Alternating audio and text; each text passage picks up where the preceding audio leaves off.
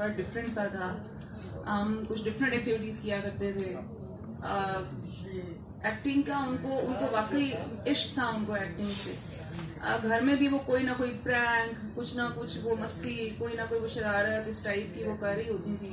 एक मेरे पास डॉल होती थी, तो उसको ही वो लेके वो शुरू हो जाती थी, कोई कहानी बना लेनी उसकी, फिर मुझे साथ लिटा लेना, और वो कहानी पूरी फिर शुरू होती थी, फिर वो दरमियान में और वो एंड पे फिर वो बेचारी गुड़िया गिर जाती थी, तो मैं बाय द टाइम रोने लग पड़ती थी। फिर वो मुझ पर हंसती थी कि तुम रो क्यों रही हो, तो मैं कहा आपने इतनी दुखी स्टोरी मुझे सुनाई, मुझे रोना आ रहा है।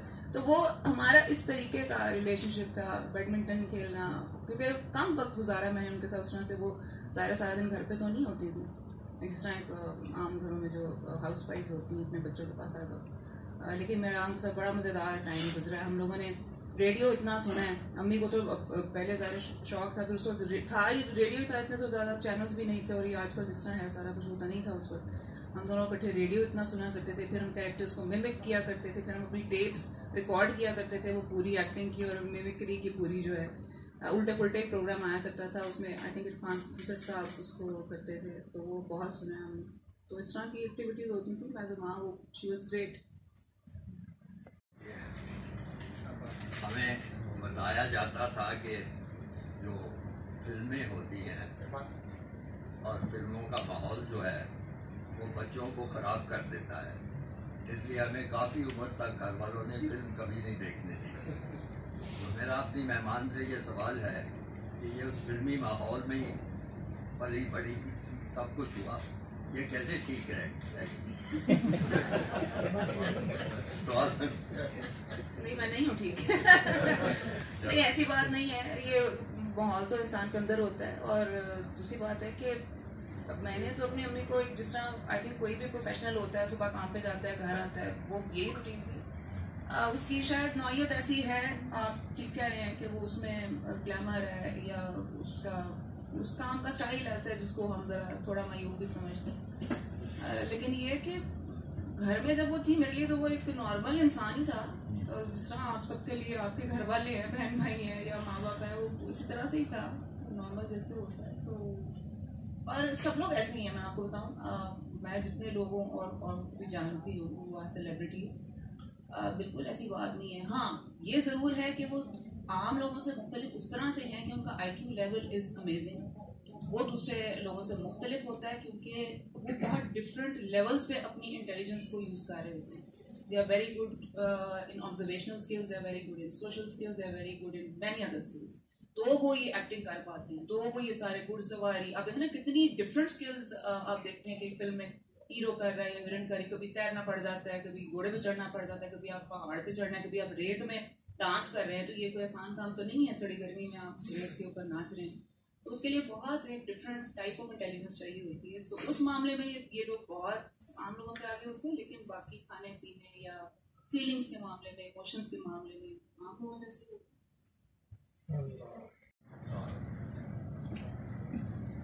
मेरा नाम मोहम्मद ताहिर है और सिविल सेक्रेटरी का मुलाजिम हूँ।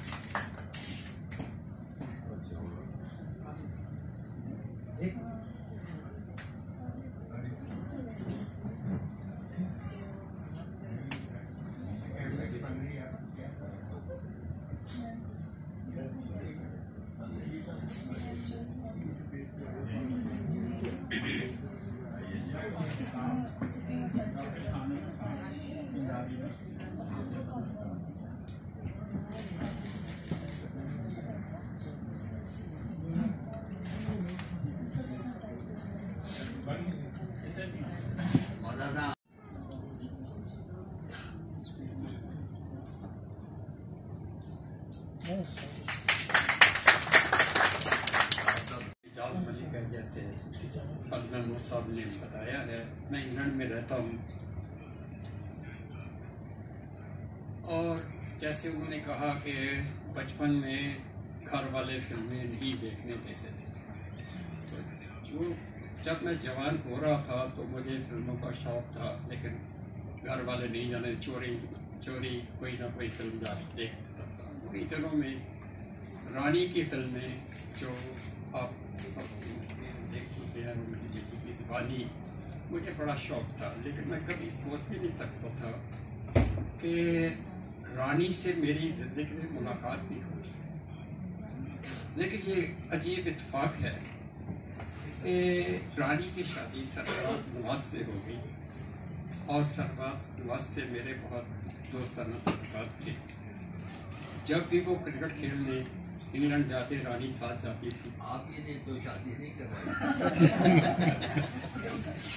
सरफराज क्रिकेट खेलता रहता, रानी मेरे घर में मेरी बेगम मेरे बच्चों के साथ रहती थी और तकरीबन हर रोज़, जाहिर है उनका शौक़ जो बयान कर चुके उनकी बेटी, शॉपिंग का उनको बड़ा शौक़ था, तो मैं हर रोज़ तकरीबन हर रोज़ उनको शॉपिंग के लिए लेके जाता था और वो मुझे बड़े प्यार से इजाज़ भाई कह के बुलाती थी। और ये एक दफ़ा नहीं, मेरे ख्याल में ये सिलसिला कुछ साल तक जारी रहा। अल्टीमेटली वो बीमार हो गई। वो इलाज के दौरान भी जब जाती थी तो हमारे घर में वो ज़रूर आती और बड़ा प्यार था उनकी तबीयत से। मैं आज भी मुतासर हूँ कि उनका बात करने का तरीका, उनका रहना सहना बिल्कुल मिलजुल कर, जैसे घरेलू बिल्कुल अपने ही घर में रहना उनका तरीक़ाकार था।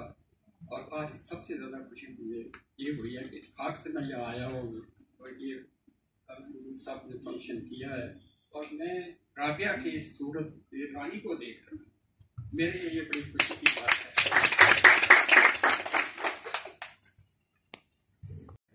इस महफिल से बहुत लुत्फ उठाया होगा। बड़ी मालूमाती चीज़ें आपने सुनी होंगी, मुख्तलिफ लोगों की बातें सुनी होंगी। अगरचे वो सरफराज नवाज की जो शादी है उसको कोई भी मेरा ख्याल है ज़्यादा उसके हक में नहीं होगा, लेकिन मैं ज़ाती तौर पे सरफराज नवाज और उस शादी का इसलिए बड़ा शुक्रगुजार हूँ कि उसकी वजह से ही मेरा इनकी वालदा से तारुफ हुआ था, क्योंकि सरफराज क्रिकेट खेलता था और मैं क्रिकेट खिलाता था। तो उसने फिर वो वलीमे में खास तौर पे जिद करके मुझे कहा कि आपने ज़रूर आना है। फिर मैं क्या, फिर वहाँ से हमसे मुलाकात हुई और मैं बड़ा मुझे खुशगवार हैरत हुई, क्योंकि मेरे जहन में जो नक्शा था उस बीवी का वो बिल्कुल फ़र्क था। मेरा ख्याल था कि वो बहुत ज़्यादा कुछ आम ख़वातीन की निस्बत फ़र्क होंगी और उनकी बातें भी कुछ मसनूई सी होंगी और उसमें कोई असलियत कम होगी, लेकिन वो मैं बहुत ही हैरान हुआ। ये बहुत ही उनमें कोई मुस्बत किस्म की उनका रवैया, बातें भी इस तरह की और किसी तरह भी काफ़ी जाली बनना कोई तसन्नो नज़र नहीं आया मुझे उनकी बातों में और उनके रवैये में। तो फिर मेरा सरफराज भी घर आता था, मेरा भी उसके घर आना जाना था, तो उसकी वजह से भी हमारी मुलाकात की बढ़ती चली गई। और फिर मुझे महसूस हुआ कि ये खातून ऐसी हैं जिनसे घरेलू ताल्लुकात जो हैं वो होने चाहिए और हो सकते। तो इस वजह से फिर मैंने उनका तारफ़ कराया अपनी घरवाली से, जो मैं बड़ा खुश हूँ आज तशरीफ़ लाई है। अरे पहली बारी वो सामने आई है, बड़ी मेहरबानी, लेकिन ज़ाहिर है वो मेरे लिए नहीं आई, वो राबिया के लिए आई हुई है। तो फिर इनका मुलाकात हुई, इनके ताल्लुकात हुए, इनका आपस में मिलना जुलना हुआ। तो उसमें बहुत से वाक़यात हैं, वो मैं ज़्यादा